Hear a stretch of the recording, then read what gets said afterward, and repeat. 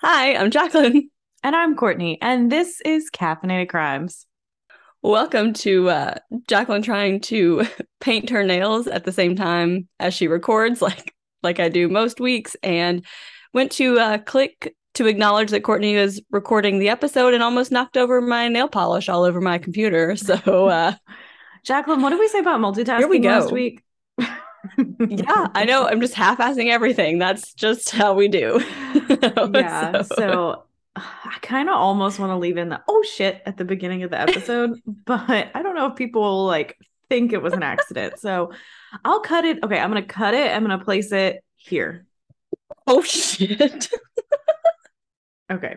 There you go. So now you get to see what happened. You see why I was laughing in the intro. Yeah, we're just doing the thing. Sometimes it's hard to get our lives together and but I'm telling you, when we sit down and I have like 2 hours to record where I know no one's going to be bothering me, that's when I gotta get my nails done. Yeah. It just that's the rules. I don't make the rules. I just play by them. I So desperately need to paint my nails because they look so janky. You can't really tell from that far away, but it's bad. mine But were like peeling so yeah, bad that's kind of and mine. But it's been like 2 weeks, so I can't really complain. yeah. But I also always seem to need to do my nails like right when I'm washing my hair because I wash my hair like once or twice a week. And mhm. then it seems to always fall that like my nails are peeling when I wash my hair so that my nails are like Oh peeling yeah, off that into my happened to me in hair. the And shower it's, this morning. It was just like there it yeah, came. Yeah. it's the worst. So yeah, that's about all our banter, I guess. That's all we got today. We're But just, we have two kind of long updates and two, yeah, not two, one kind of long episode today. um, we'll just give you two episodes. I mean, it's you know, multiple, I was outside people. yesterday So for like a long time, and I feel like all the pollen and grass is in my head. So it's just things are a yeah, little fuzzy up there. So if I say something weird, you can call me out on it, but please do it with love, and understanding. yes, So our first update, which is a pretty big update, and probably going to be even more up to date by the time this comes out. So, Baltimore prosecutors file a motion to vacate Adnan Syed's conviction and release him from prison, which is a pretty yeah, big deal. I mean, a lot of huge. us got into true crime podcasts. I mean, true crime podcasts in general kind of started because of Serial and because of this case. Yeah. Like, it's huge. So prosecutors say like this is not them believing that Adnan is innocent, but they lacked confidence in the integrity of the conviction. I saw one article that said it was like a Brady violation from the original trial, and then now I saw Oh, another wow. article saying they just didn't think that the trial was fair, and I guess maybe they want to give him like a fair trial. I'm not really sure. I'm kind of seeing mixed messages here. Yeah. But it does seem like by Maryland law, prosecutors have about 30 days to decide if they're going to retry the case or drop the charges. I also know in March of this year, prosecutors agreed to DNA test things they used in the trial to kind of see like whose DNA that is. So we haven't Mm-hmm. publicly heard those results. So I'm like, does this have anything to do with this? Hmm. Like, do they know Yeah. like either the DNA matches him or it doesn't? And that's kind of part of this. Like, maybe that's a little Interesting. Yeah. tinfoily, but I do I mean, it would wonder. make sense though. Yeah. So from the time of this recording, he will have an update, a court date like tomorrow. Mm. Okay. So he'll go Wow. tomorrow Okay. to like, I guess, be heard like on the motion. I'm assuming if the prosecutors are Hmm. doing it, they're gonna allow it. And then we'll see if he's gonna get a new trial or not. Because Yeah. we kind of talked about this when we shared the update on our story. One of our mutual friends, Sydney, and listener, hey, message asking what our thoughts were. And I'm like, I don't know if he's innocent or guilty, but I know he didn't get a fair trial. That's kind of my Yeah. understanding of it. Hmm. Yeah, exactly. So it's like if he really is guilty, hopefully this new trial will show that. And if he's innocent, then hopefully a man who was wrongfully imprisoned is able to get his life back at this point. Yeah, and I just really want to know what the results of those DNA tests were because Yeah. that's I'm sure big. we'll find out soon enough. Yeah, because Yeah. I did wonder. I'm like, it started in March and now it's been like about the Yeah. amount of time DNA takes to get back. So I'm like, do they know something we don't know? Probably. I mean, that would make a lot of Yeah, sense. but we'll Yeah. see what happens with that, and we'll give updates as soon as we can. And sorry if they're a little behind, Mhm. but maybe you're living out in the woods and the only thing you listen to is Caffeinated Crimes every Tuesday, and you just really need to know. If that's you, please let us know because we would love to know Yeah. that. um, Another super, super sad case that happened this week as of the recording. So, like a month ago when you guys are hearing this, 30-year-old Erin Murdy was charged with murdering her three children, 7-year-old Zachary Murdy, 4-year-old Liliana Murdy, and 3-month-old Oliver Bondarev. So police received a call just before 2 a.m. on September 12th from a relative asking them to check on Erin, and they were saying that they believed that her and her children were in danger. And police did find her 90 minutes later, soaking wet on the boardwalk in Brighton Beach. She was alone, and police did find her children around 4:30 in the morning, 2 miles away and unresponsive on the shore at West 31st Street in Coney Island. The children were pronounced dead at the hospital.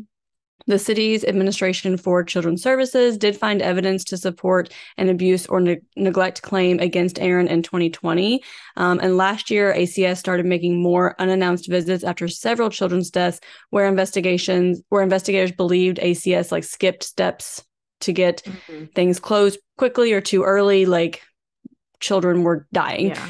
So ACS went and started doing more unannounced visits in some of these cases. So there is speculation, nothing confirmed because no one with ACS will say one way or the other, obviously, at this point. But it is suspected that maybe they were getting back involved with her life.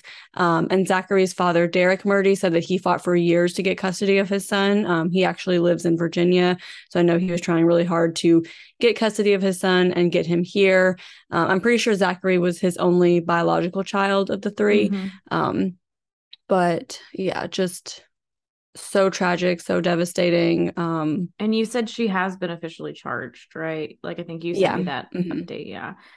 Yeah, she has been charged. So, I'm assuming she confessed. I mean, she was just yeah, standing there soaking wet, and her children were drowned a mile away, 2 miles away. So, yeah, just it's a rough one. absolutely devastating. We've seen this before. We don't know. Yeah. Yeah. Don't know what kind of issues led to this, what kind of mental health issues are at play. Her youngest is 3 months old, which I feel like we've seen several times with mothers that do kill their children, that they're in that postpartum stage. Who knows what kind of Yeah, because mental when health we issues she's first having. saw this happening, I was like, I wonder if it's an Andrea Yates situation where it's some Yeah. postpartum psychosis, and they say with Mm-hmm. each child it gets worse and worse. So Yep. I don't know, but that is extremely heartbreaking and just so Yeah. sad. Well, now that you're already sad, Okay. we'll keep you being sad. Yeah. Why don't we decide on true crime as our podcast? We should have done something a I little, know. little We need more to. lighthearted. Maybe we do a second podcast about happier things. About I celebrity don't know. drama. Because I mean, Yes, there we I go. know it's in their real life's drama, but to me it's very low risk. To them, high risk because it's their lives, but True. then that's gonna be sad too, because people break up and all that stuff. So, The whole world is the whole sad. world is Is sad. anything ever happy? I don't know. And on that All note, right, here we go. so our references for this episode is a book called Hell in the Heartland: Murder, Meth, and the Case of Two Missing Girls by Jax Miller, a Fox23.com article, and a People.com article. On December 30th, 1999, a couple in Welch, Oklahoma noticed a mobile home on fire.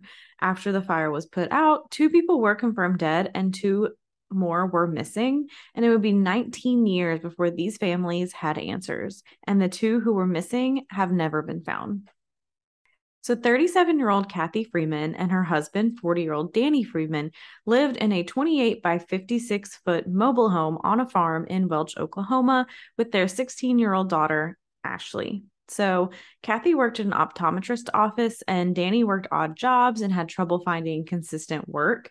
He had actually once accidentally shot himself in the forehead while cleaning a shotgun, and he actually drove himself to the hospital, waited 2 hours before being seen, and then he decided to drive himself 2 more hours to the closest city hospital. And he immediately went into surgery to replace part of his skull from his hip bone. And the doctors were just amazed that he was even alive, much less that he'd driven there himself. Yeah, like you have a head wound from a gun, and you're like, well, shit, they're taking too long. I'm just going to drive to the biggest city where I can get seen quickly. And it's like, what? If that doesn't tell you about America's healthcare, too. That's like Seriously. my uncle. He was having a heart attack, and he's like, well, I'm driving myself to the hospital, I guess. I'm not paying that ambulance Yeah. bill. um, so from this injury, he did suffer migraines, and that kind of contributed to his difficulty with steady employment. And their daughter Ashley was into hunting, and she was a good shot. The family would often eat the deer that she would bring home, and she did have a boyfriend named Jeremy, and close friends said Ashley was tough but had a tender side to her. And when she was younger, she would travel to Kansas, Missouri, and Arkansas with her dad to pick various wildflowers to make into bouquets or little trinkets that they could sell at local stands. And they also enjoyed digging for arrowheads. So Ashley's best friend was Lauria Bible, and Laura was born to Lorraine and Jay Bible and had an older brother named Brad. And she was named after Laura Ingalls Wilder and was a cheerleader and a beloved babysitter. December 29th, 1999 was Ashley's 16th birthday, and she spent the day with Laura preparing to show livestock at upcoming county and state fairs as a part of the 4-H and Future Farmers of America clubs they belonged to at school. And Ashley had also been preparing for her driver's test during the months of December so she could get her driver's license after her birthday. And Laura had stayed the night at the Freemans the night before, and she went to run some errands with Ashley and Kathy after the girls finished working with their livestock. So they did need to get food for Ashley's goats and pick up water from Kathy's parents' house.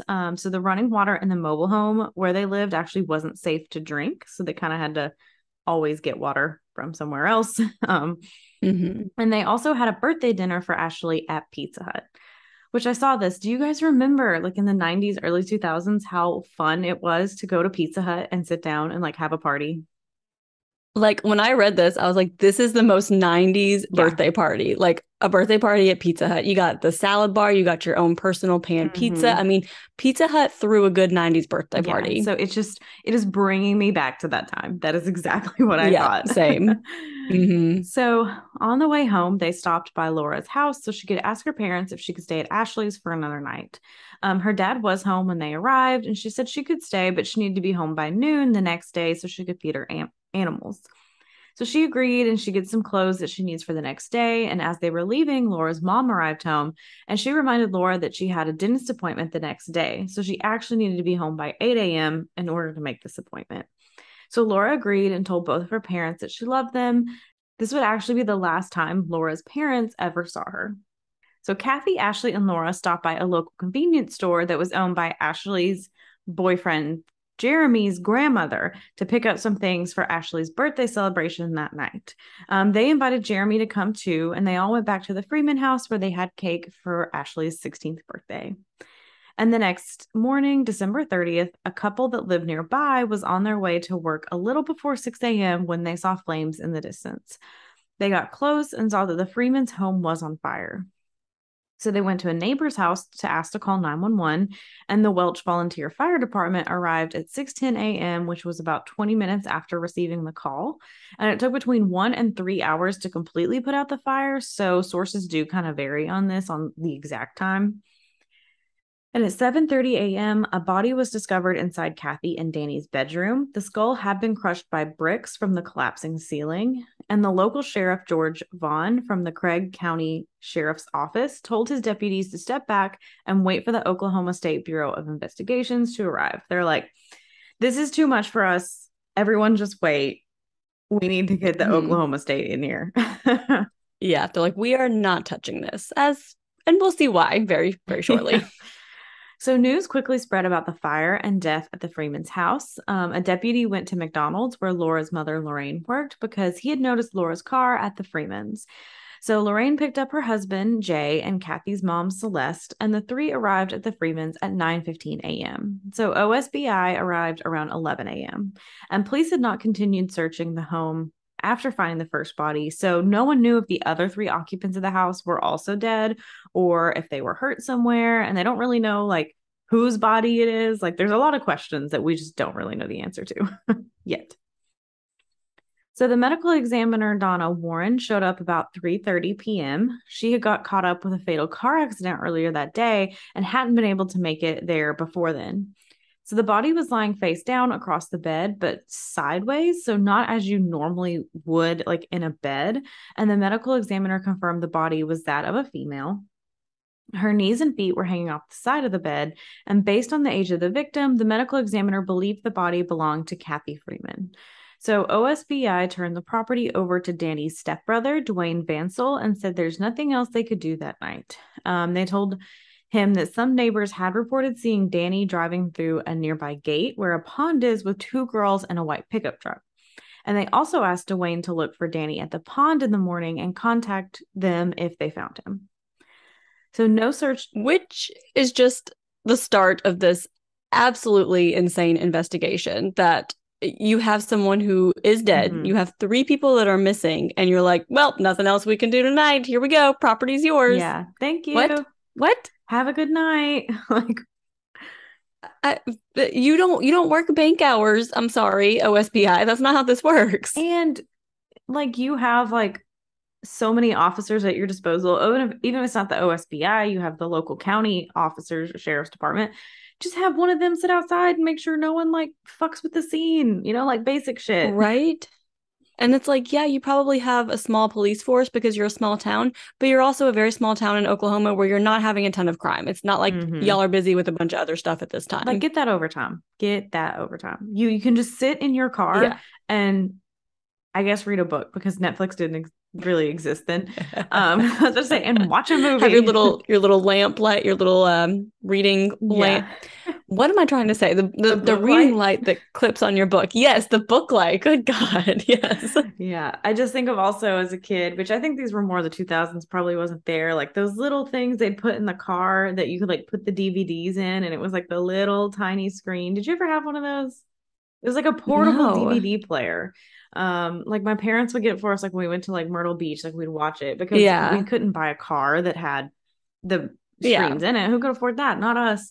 So it was this little tiny like portable one, and the screen was, I swear, like this big, and you could put a DVD in it, and it would like play, and you could watch a DVD. Think about all of the devices that our phones have replaced. I mean, it is just incredible. Like your phone is a camera, your phone is a movie player, your phone is an iPod, your phone is a book. Still a phone, a book. Yeah, I read most of my books on my phone. It is crazy the amount, like we used to have to carry so much shit when you went somewhere, and now you just need your smartphone and it has all the stuff on it. That's why I don't really carry a big purse anymore, because I'm like, what am I gonna put in it? Yeah, I give Kevin my phone, ID and my card. I take my phone. Yep. I'm set. That's all you need. Anyway, so sorry about that sidebar. So no searches were organized by police to find Danny, Ashley, and Laura that night. Ashley's boyfriend, Jeremy, was interviewed as he was at the Freemans the night before, but he said everything was fine when he left. So friends, family, and neighbors immediately started searching the property that night after police left, but they were unable to find any signs of the 3 missing individuals. So the next morning, OSBI interviewed the Bibles and asked about Danny and any like drug use, dealings, strange amounts of large cash, etc.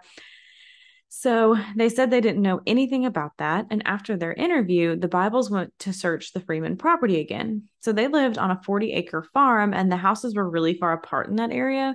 So there was a lot of area to search, and it's possible Danny and the girls had tried to get away, but they were hurt somewhere and unable to get help. So they're like, these people could just be out here waiting for us. So let's go search for our daughter, since clearly the police is not doing it.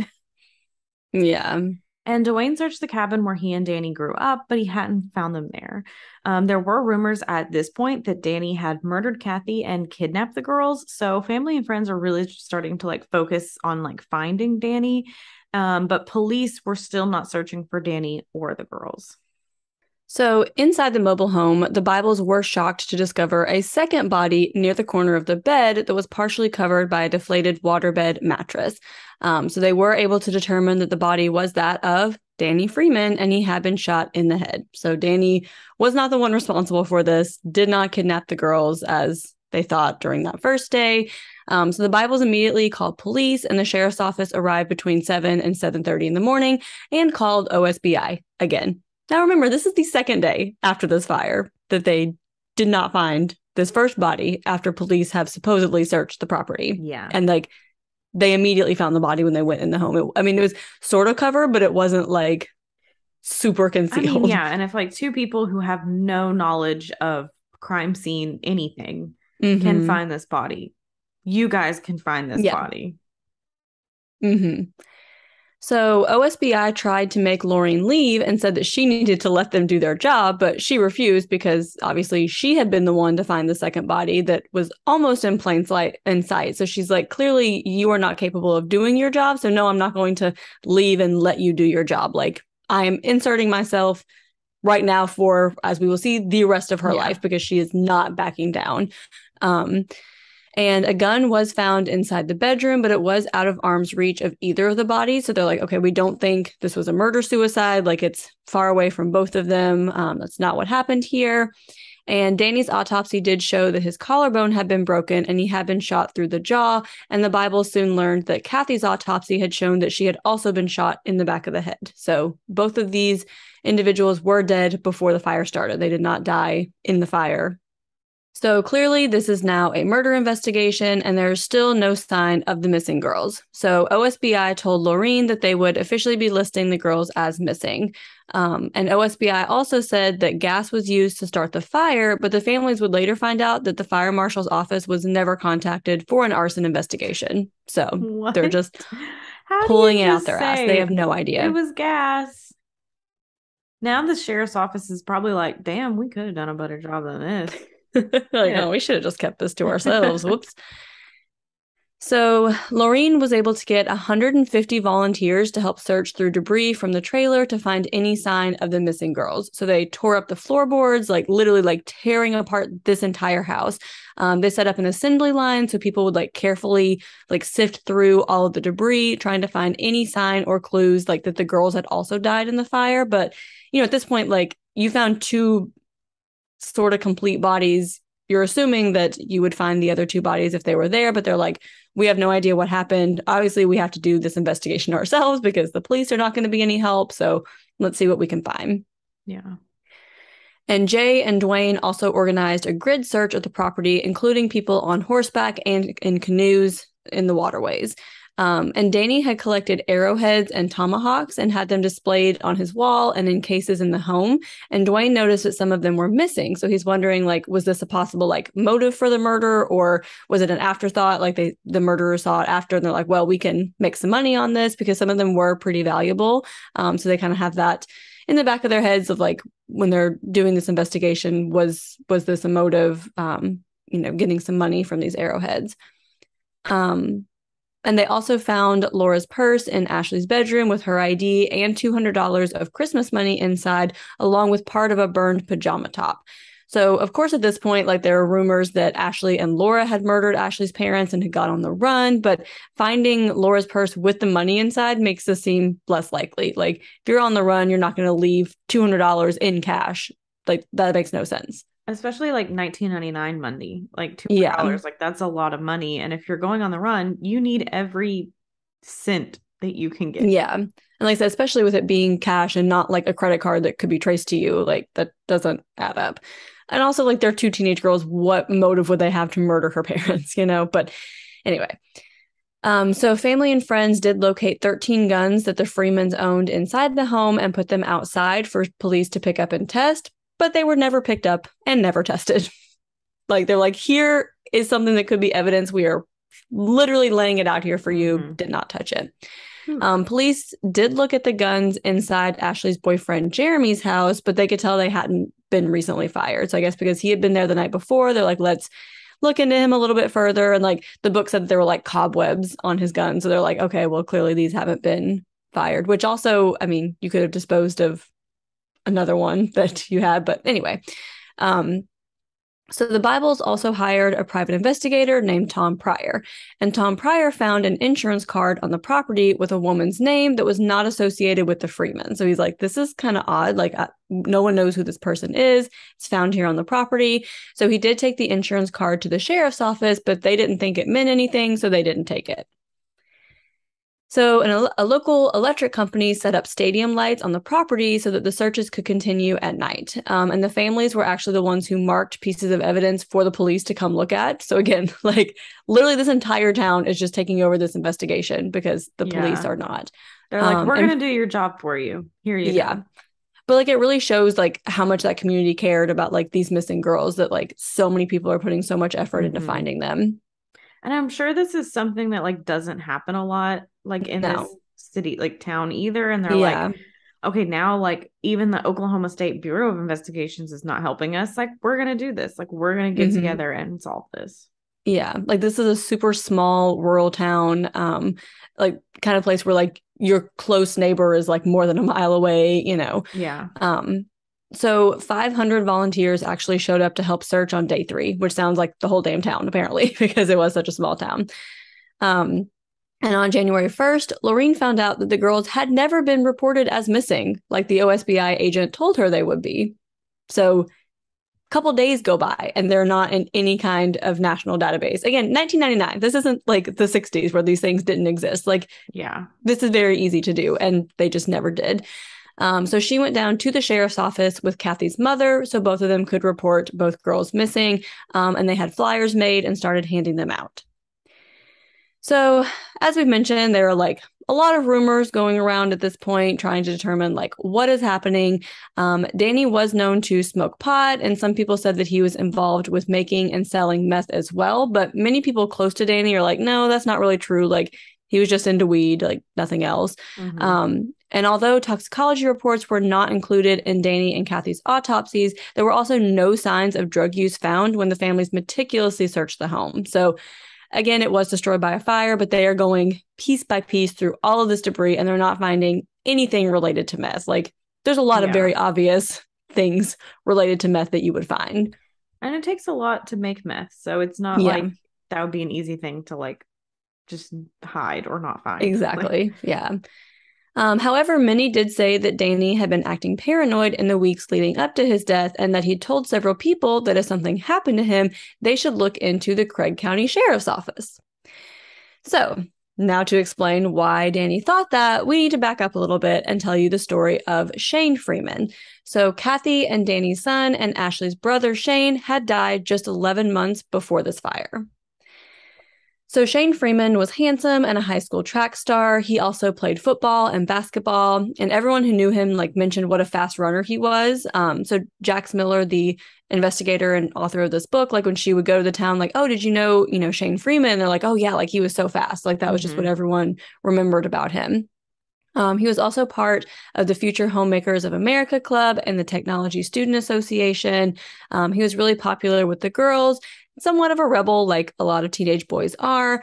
But this did soon start escalating, and Shane started stealing things from friends' houses where he would then shower and eat afterwards. So kind of a weird, Yeah, it's feeling a little Golden State Killer here. Yeah. I mean, not the killing part, but the like eating after you commit a crime. Yeah, the eating and the shower, and it also just seems like I'm really comfortable with these people. Like, they're my friends. I'm gonna steal their stuff, but I'm gonna hang out in their house afterwards. Yeah. Okay. But many people were aware of Shane's stealing problems. And one time Shane was working on a job with his uncle Dwayne when Dwayne returned home and saw that his truck was caked in mud and had no gas in it.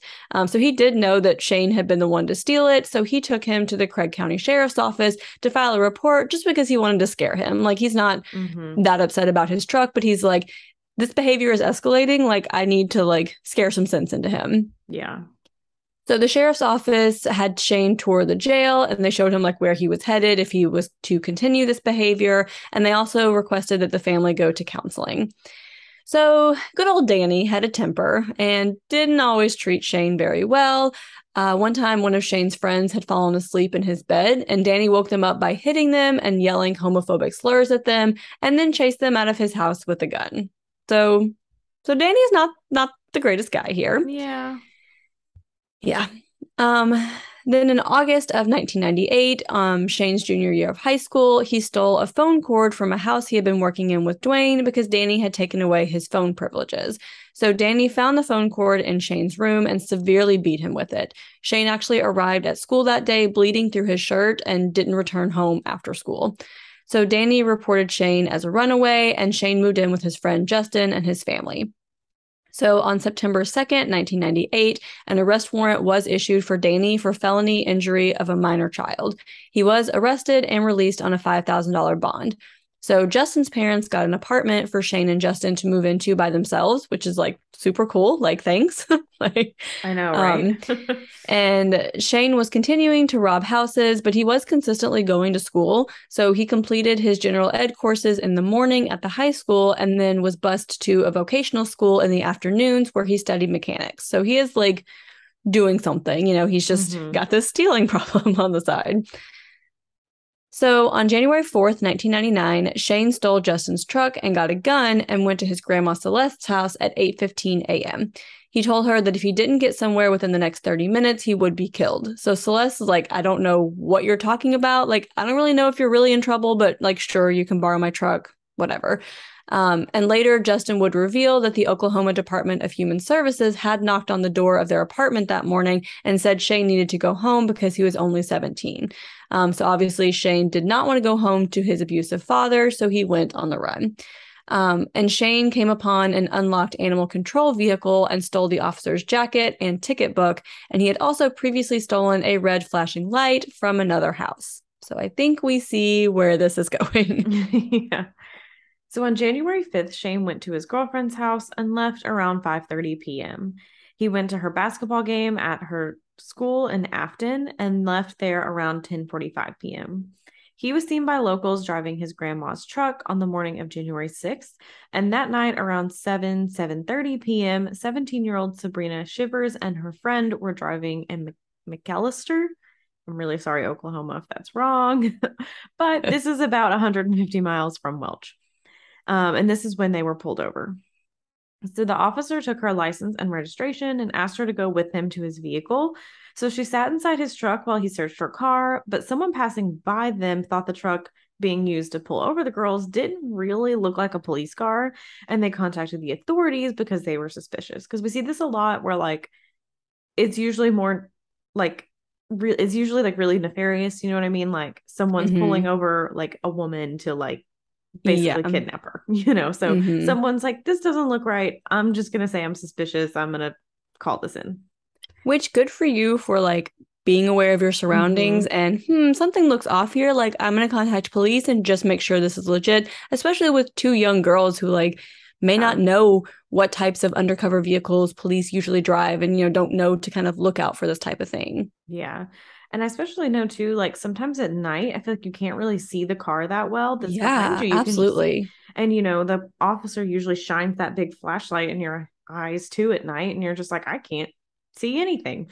Like also, like the flashing like red and blue lights at night make it so hard for me to see anything. Like it is just like this huge distraction in the corner of my eye, and then I'm like, now when I look back, like I'm blind and I can't see anything. So that would definitely make sense. The most recent time I was pulled over, they put the spotlight where it was in the rear view mirror, so I'm like blinded by that light, so that they can like it's see you can't in the car. See. So I couldn't see the car. I was just hoping for the best. I wasn't alone, thankfully, but and I did see it was a cop car before. I was like, is that a cop car? And then I saw the lights and I was like, well, fuck. Like, well, here we go. Yep. So police did arrive and Shane took off in his truck. And at one point he got out of the truck and started running on foot. And police did find 2 guns inside the truck and believe Shane had another gun on him. He was on the run overnight and stole another truck the next morning that had the keys left outside. So Shane went to the Bible's house around 9 a.m. the morning of January 7th after Lorraine and Jay had left for work. He did order porn on pay-per-view, ate some food, and took a shower. And when he left, he stole some blankets, $67, clothes, and guns. And he left their house around 3:30 p.m. before anyone would be home. So the truck he was driving broke down near Welch on the morning of January 8th, and several locals who recognized Shane and knew he was like wanted contacted the Craig County Sheriff's Office, and Deputy David Hayes arrived at 4:20 p.m. and it was his second day on the job. So he's like, "Oh, here we go. I'm Just getting the tossing me in boots right here. on." Yeah. So Hayes said Shane reached into his waistband and pointed a gun at him. And Hayes fired and killed Shane less than a minute after arriving on the scene. And the Freemans were not notified about their son's death until 10:15 p.m. So Like 6 hours 5 hours. later. Yeah, Yeah. 6 hours, like a long time. Too long. The DA later determined that the shooting was justified. And after the Freeman fire, the Joplin Globe filed a Freedom of Information Act request for the investigative report of the shooting of Shane Freeman. So the newly elected sheriff, James Suter, said there was no report, and he assumed it was just lost in the transition from the previous sheriff, George Vaughn, who would be voted out the year following the Freeman fire and murders. So it's just like, I don't know. I guess you just do some house cleaning when you change sheriffs and you're Yeah. like, oops, Don't need this sorry. report. Let me just toss it all out. Accidentally Oh, let lost me it. My bad. see. This young guy killed. Throw that one away, Shirley. Yep. Like, Don't what need the that heck? one. I mean, it's not, that sounds about right. I mean, yeah. But also, you are a small town. You cannot have that many. Like, maybe the ones involving death, keep those and throw out the ones where, I don't know, they didn't have the right hunting gear. Like, I don't know. Yeah. Anyway, so the DA had claimed that the photos had been taken of the scene, but they were never released.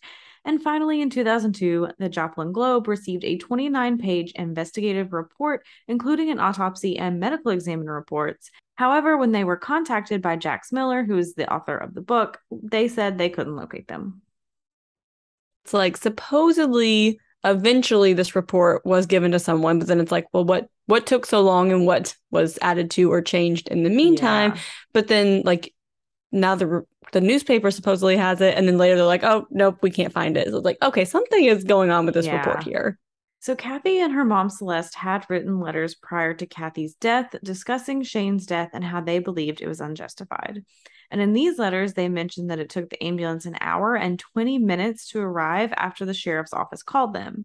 They also said how flowers and signs about Shane's death were removed by the county immediately after anyone put them up.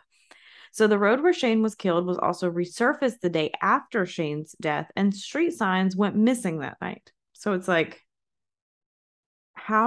what is happening? Like, as soon as this happens, it's just like repave the road, take all the street signs down, take everything down. Yeah, and they said there were like no plans to repave the road as far as anyone knew. Like it wasn't like an exceptionally like bumpy road with a lot of potholes. Like it was just kind of a normal road, like not really any different from the other roads in the town. And then all of a sudden, the day after it's repaved, it's like that's suspicious. So the Freeman said when Sheriff Vaughn came to their house to tell them Shane had been killed, he said there was no gun visible. And their friend, Deanna Dorsey, was at their house at the time and reported hearing that from the sheriff as well. And they would later be told that Shane had a shotgun, then a pistol. So the Freemans supposedly met with several attorneys who said they just didn't have a case. However, they were planning on pursuing a wrongful death suit, and many in the area believed that they would have to file the lawsuit within 1 year of Shane's death. So they were wrong, and the deadline's actually 2 years. But the Freemans were killed 9 days before the 1 year anniversary of Shane's death. So that's just kind of feeding into a lot more conspiracy about what's going on with this sheriff's office. Yeah. So Ashley's boyfriend, Jeremy, said he and Ashley were often pulled over by the sheriff's office for no reason after Shane's death, and several family members and friends said the Freemans were often harassed by the police.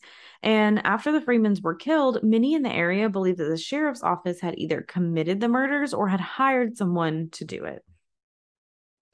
There was also another murder around this time that some people associate with the Freeman murders.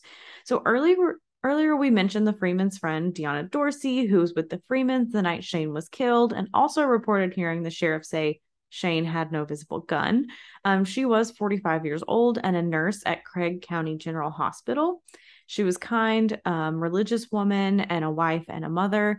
She worked for Danny's stepbrother, Dwayne, at an automotive plant in the early 90s and also went to nursing school while raising children. So she's doing everything. Yeah, doing the most here. So she finished her nursing degree at 40 years old and started working at the hospital. So Deanna and Kathy were also friends, and Kathy shared her suspicions regarding Shane's death with her. So Deanna's daughter, Katie, was actually supposed to be having a sleepover with Ashley and Laura the night they disappeared, but she had been grounded and wasn't allowed to go. So scary Which that is just so yeah, that you were that close to being part of all of this, but because you had done something probably very trivial and gotten grounded for mm-hmm, it, it could you, have saved your yeah, life or yeah. yeah. So in September of 2001, Deanna went on a show called What Really Happened with family members from both the Freeman and Bible families, and representatives from the sheriff's office were also present to share their side of the story. And the show was presenting the angle that the families were blaming the sheriff's office for the murder of the whole Freeman family. Although they filmed the show, it never aired. So October 2001 was a Saturday and the week after the TV show was filmed. So Deanna had just finished changing linens in a room at the hospital and had walked back to the nurse's station to call her daughter. So at 9:50 a.m., a man wearing camo pants and an army coat with a red bandana walked in and shot Deanna 6 times in front of her coworkers and patients. So Benicia police arrived. I'm sorry again, Oklahoma, if I'm pronouncing every single thing wrong, but I try. So they arrived and found 47-year-old Ricky Martin standing on a car outside in the parking lot trying to reload his semi-automatic pistol. He pointed his gun at the officers and 2 officers fired. So Martin died within minutes. So police reported that Martin was a paranoid schizophrenic with no drugs or alcohol in his system. And they also said there were no ties to Deanna and that this was just like a random murder. So Martin was described as an all-American boy from Ada, Oklahoma, and he got a football scholarship and was doing really well until schizophrenia really set in like after high school. So he spent a lot of time at the Eastern State Hospital for the Insane in Venetia, but they were closing and kicked him out shortly before the murder. He tried to get help in Tulsa, but was turned away, and he began wandering the streets. The Bibles don't believe Deanna's murder had anything to do with the sheriff's office or the Freeman's murder, but other members of the Freeman's family believe it did. So some people believe this had something to do with it. Other people don't. A lot of Like, conspiracy. yeah, like there's nothing to tie this guy to the sheriff's office or any of the families. He does have this very documented history of mental illness. Mm-hmm. But just because someone's mentally ill doesn't mean that they're violent. And it is very suspicious that it's like this person connected with all of this, like right after she went on a TV show, like blaming the sheriff's office. I mean, could be something to it, could just be completely unrelated tragedy. Yeah. So the investigation into the murders of Danny and Kathy Freeman and the disappearance of Ashley Freeman and Lauria Bible did receive a lot of leads, even though none really seemed to pan out. So the OSBI said meth, the sheriff's office involvement, and the girls being sold as sex slaves were just a few of the leads that they were following. And meanwhile, the private investigator, Tom Pryor, tracked down the women whose name was on the insurance card that was left at the Freeman's house the morning after the murder. And Pryor did discover the woman was a girlfriend of a meth cook named Phil Welch, and he was described by many as a terrible man who abused his wife and kids, and he was known for his like odd religious ramblings, and when Pryor spoke with him, he said, those bitches were in a mine shaft. And he also had a copy of the missing poster for the girls at his house. Again, a little suspicious here. A little bit. So, Under Sheriff Mark Hayes and his brother, Deputy David Hayes, who was the one who had killed Shane Freeman, were both given polygraph tests in February of 2000. So, they were questioned about their involvement in the fire, the murders, the disappearance of the girls. So, they claimed they passed the polygraph, but OSBI said that they can't confirm this because of confidentiality. So, it's like, they're like, oh, yeah, we passed. And they're like, we can't confirm. So, who knows? Oh, Lord. Yeah. So then, as if this Sheriff's Office couldn't get any better. Craig County Sheriff's Office investigator Charlie Kozart resigned in August of 2000 because it was revealed that he had no GED or high school diploma, so he wasn't actually qualified to work there. So it's not funny, but good Lord. I just mean, like, I wow. love I can't think of the word, the just Audacity. drive. I was not, I mean, yes, but that's not where I was going with that sentence, but like the like confidence to be like, yeah, I'm gonna do Yeah. this job and Mhm. get the job and whatever. Like we said that so much, like with that one podcast, was it Dr. Death, where it was like the guy who like Yeah. basically Hmm. didn't even have like a doctorate degree. Like I'm just like amazed by the confidence and the drive to just be like, I'm going to do this. I'm gonna Yeah, do it. No doesn't matter that consequences. I Let's have go. no qualifications. I'm just gonna Let's do do it. it. Let's Cool. go. Yeah. So at least one drug case that he had worked on was dismissed because of his lack of qualifications. So probably more, but at least one. And a lot of people in the area said that Charlie was also a drug dealer before working for the sheriff's office, and that he still was involved in cooking meth and would plant it on teenagers when they were arresting them. So just dirty, dirty, dirty. So much going on Yeah. here. As we mentioned before, George Vaughn did lose the sheriff's race in 2000, which was the first time since 1968, largely due to the Freeman case. So this guy has been sheriff for a very long time. And now, I'm just gonna say it. I feel like we should also put caps on sheriff's offices. Like yeah, there needs to be a cap on like how long you can rule as like certain any fields. like job, any like position of like extreme power should have a limit on it. Like Yeah. any kind Especially if it's of, like elected. Like we see that like with the yes, elected sheriff and the elected coroner and stuff. Like if you're a medical examiner with like a literal degree, like I don't think that you should get fired yeah, after so many that's a years. But different, like an mhm. elected official like in the sheriff's office where clearly like you have your mind made up. I mean, and like the DA, I mean, look at I don't know why I just keep referencing every other true crime podcast in the world besides our own this episode. But, look at the Into the Lots of Dark. connections. Yeah. The one DA who just kept going after him. And it's like, Hmm. you just There need to has have to a be a cap on that. point. Yeah, there has to be a And point where it's like you can't keep doing this over and over. 1968 to 2000. Yeah. Like, my God, that is a long time. Hmm. Long, long Yeah. time. Yeah. So the new sheriff cleaned house and brought in like all of his new deputies. He's like, I'm getting rid of like everyone who was here previously, and apparently every document too, as we learned. But um, so the first official search for the girls took place in Wyandotte. So sorry, Oklahoma. Wyandotte. Wyandotte? Wyandotte? Oklahoma's We never listening ever again. Wyandotte. I don't know. Wyandotte. um, on June 14th, 2001. So this is 18 months before an official search for these girls. So Wyandotte is 27 miles east of Welch, and some addicts there mentioned Ashley and Laura's names during a meth house raid. So that's how they came to search in this place. Do want to give a trigger warning for rape here. One person did say they had seen a videotape of a local man raping the girls from the news. And another meth cook named Chester Shadwick, which what a fucking name, was supposedly in possession of this tape. So they did get a search warrant to be executed for his property, and they seized 5 VHS tapes and a roll of film. And they didn't turn up anything, but that evidence wasn't filed with the state until 2004. So 3 years later. Which is just insane. Like, how does this take so long? Like, Like, whew. what are you doing? What are you doing during your 40-hour work weeks? So, at least 40 sources mentioned a New Year's Eve party and said that the girls were held at this party and were raped and tortured in the days after their kidnapping. And some rumors said that meth cooks Paul Glover Sr. and his son Paul Glover Jr. were involved. So a search was conducted, but the affidavit to search their property was never filed and therefore would be inadmissible in court.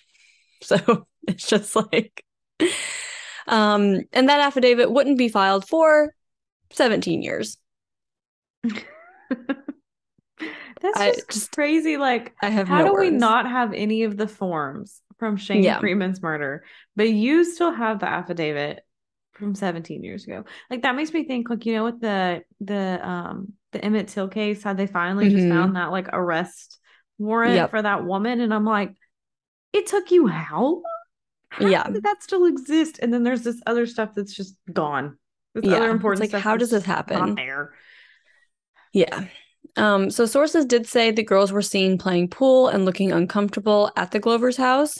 So a piece of red-stained carpet was removed from the home, but wasn't tested for 4 years. And Agent Nutter with OSBI told Lauria Bible the stain was oil, but the same agent told Dwayne Vansell it was animal blood. What oil is red? Yeah, I don't know. Is my What question. is which is it? Did you just make this up? Do you have any idea? Was it even tested? I don't know. And no official report was ever shared, so no one knows what the actual testing said. This is just coming from Agent Nutter, so who knows what it actually said because he said two different things. Yeah, he doesn't even know. Yeah. So then, 5 years after the murders, serial killer Jeremy Jones confessed to the murder of Kathy and Danny Freeman, but he got a lot of the details wrong. So it's like, okay.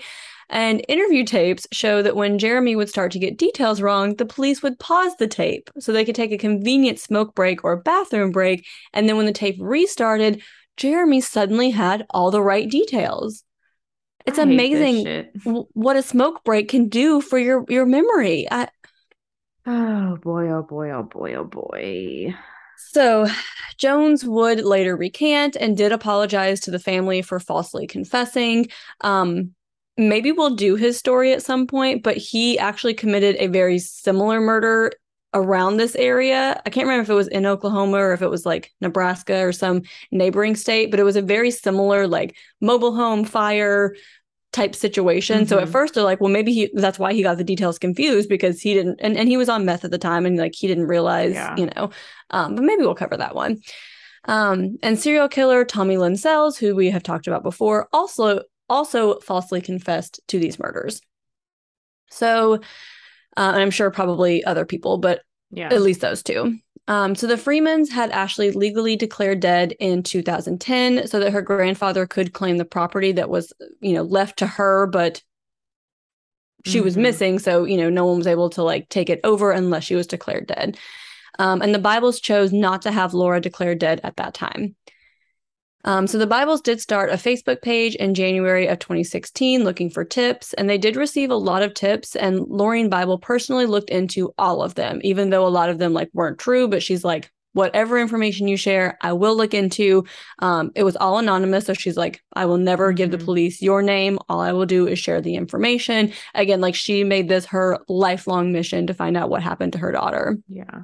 Um, and they did receive a tip from someone who said his mom was dating a man named David Pennington around that time, and that David had shown him photos of the girls alive and tied to chairs with a man named Phil Welch, along with a man named Ronnie Busick and David Pennington. And remember, we mentioned Phil Welch earlier as the meth cook that was very abusive to his family. Mm-hmm. And around the same time, a box of notes from the previous sheriff's administration were magically recovered. Where did this box come from 17 years later? So the current administration decides to look into this. So an affidavit from 2018 was the first time this insurance card that was found on the scene was made public.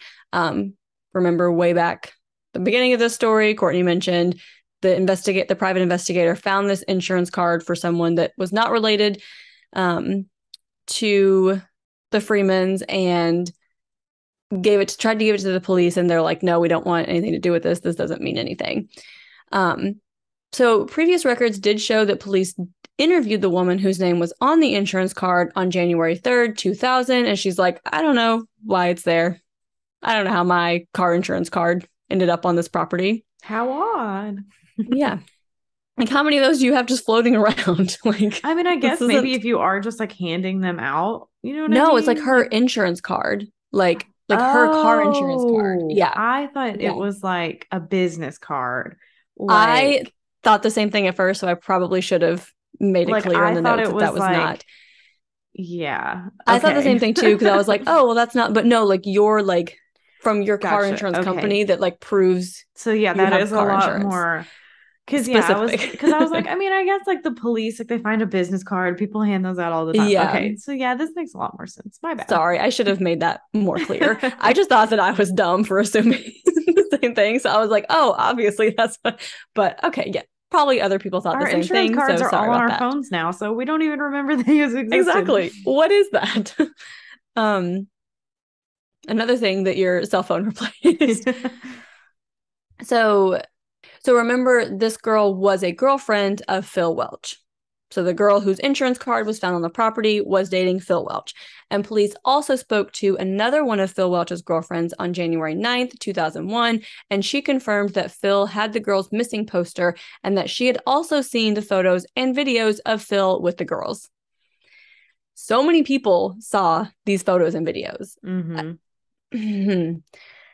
So she said that Phil would frequently borrow the car of the other girlfriend, the one whose insurance card was found at the scene, and OSBI did not collect the insurance card from the PI until August of 2017. So amazing that this PI still had this insurance card. I know.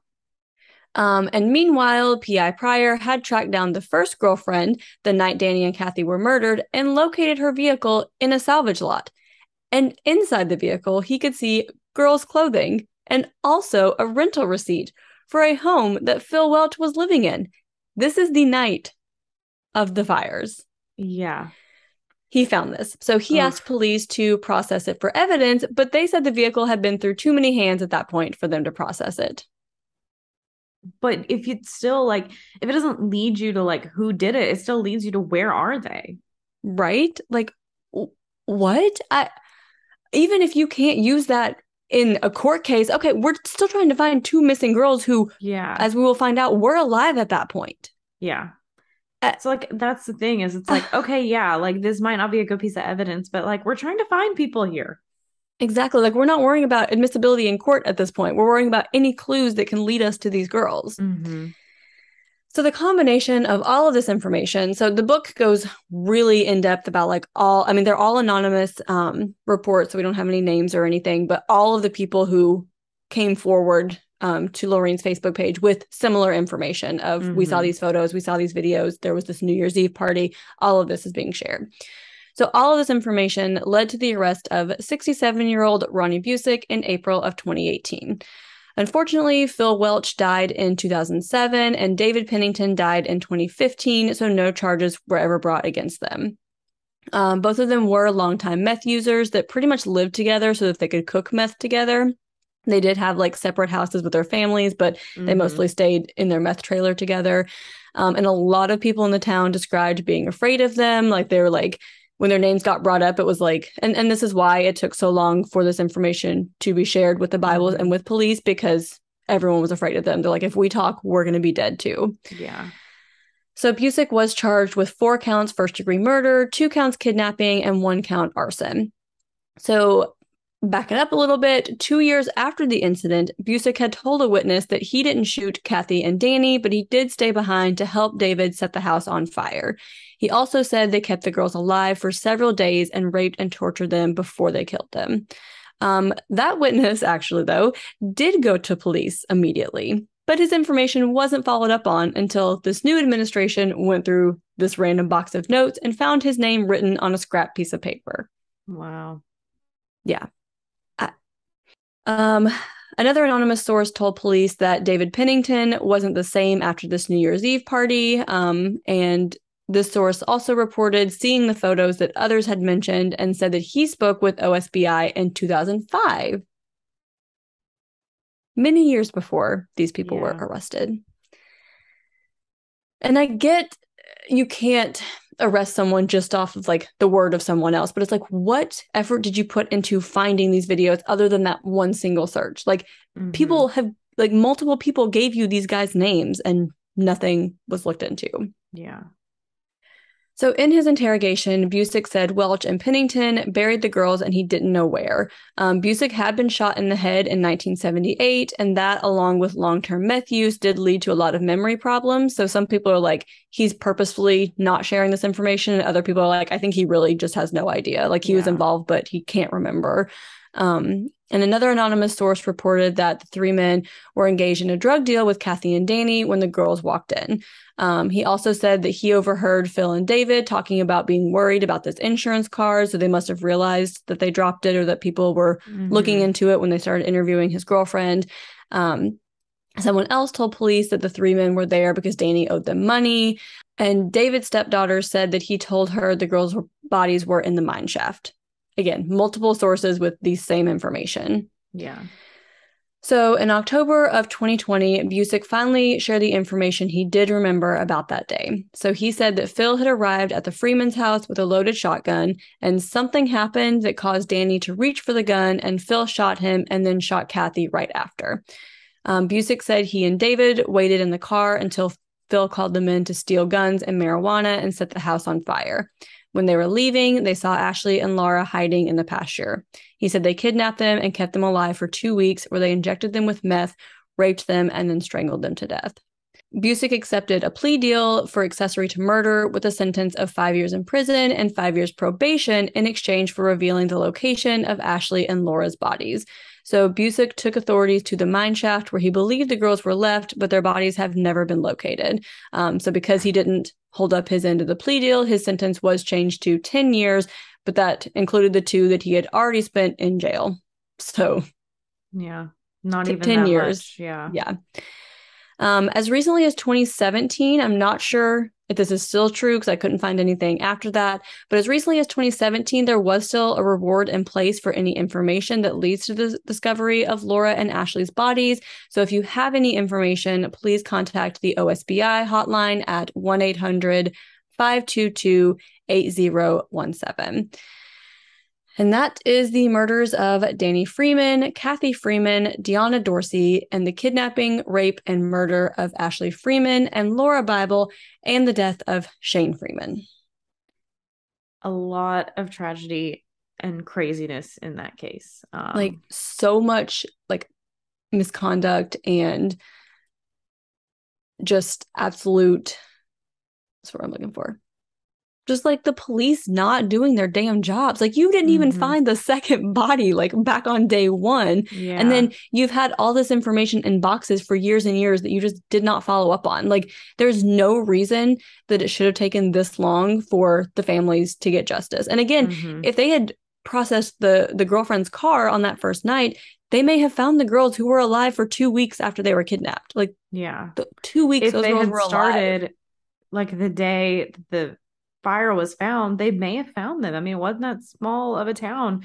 But like the night of, they didn't even try to search for them. Like they barely tried to search for them. And it's like, and then people were just kind of like blaming them, saying they did this when they were being tortured somewhere else. So it's just like, and it's like, if you had this insurance card that had the name, you find this girl, you talk to them, and you find out that, oh, this guy named Phil Welch is acting kind of, they were with him. Like it's, you interviewed the girlfriend of the person that they were with at that time. And it's like, how did you not? And that's not to say that you would always be able to find someone in that case or be able to make a court case with that information, but you didn't even try. Like there wasn't even an effort to like dig into this information. Just so tragic and should not have taken this long. And even if the girls were never found and they were killed, maybe if this information had been looked into back in 2005 when this information was shared, 2003 when those witnesses came forward,